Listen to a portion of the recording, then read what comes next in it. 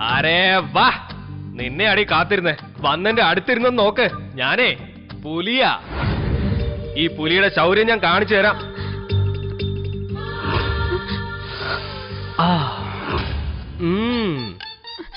മുല്ലപ്പൂവ്, ചന്ദനത്തിന്റെ സുഗന്ധം. നിന്നെ ഞാൻ കാണിച്ചു തരാവടി.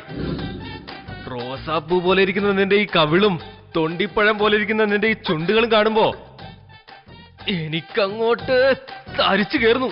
കടിച്ചു കീറട്ടെ കീറട്ടെ. തുടങ്ങട്ടെ. എന്തിനാ കോളറി പിടിച്ച്?